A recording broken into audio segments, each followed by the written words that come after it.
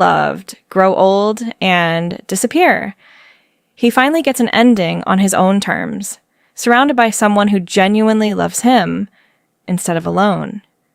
The show doesn't leave it there completely, softening the blow with reincarnation and a second chance at love in a later life. But that softness doesn't erase what you just watched. You watched a man choose to stop existing so he could finally truly rest. I remember sitting there hoping there'd be some kind of loophole. There wasn't, and honestly, I don't think the show needed one.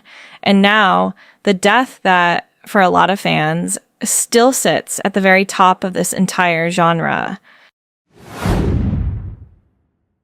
Some endings you see coming from the very first episode, and it doesn't make a single bit of difference.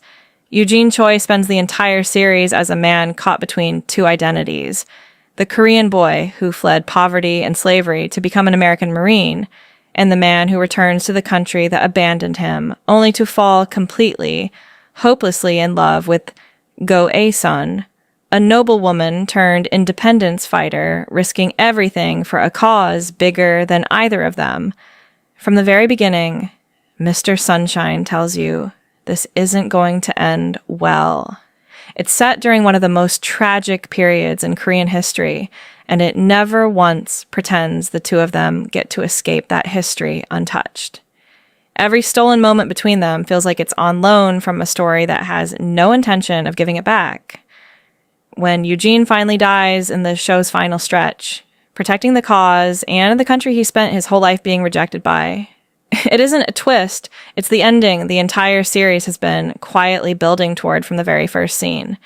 And somehow, knowing it was coming makes it hurt even more, not less. It's the kind of death that doesn't just close out a character's story, it closes out an entire era, an entire generation of people who gave everything for a country that couldn't give them the ending they deserved. A-sun goes on without him, and so do we, and neither of us is ever quite the same afterward.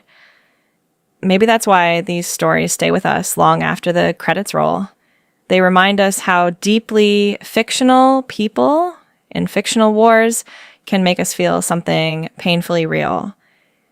I'm genuinely curious which one of these still gets you the most, or which death you think I left off this list completely.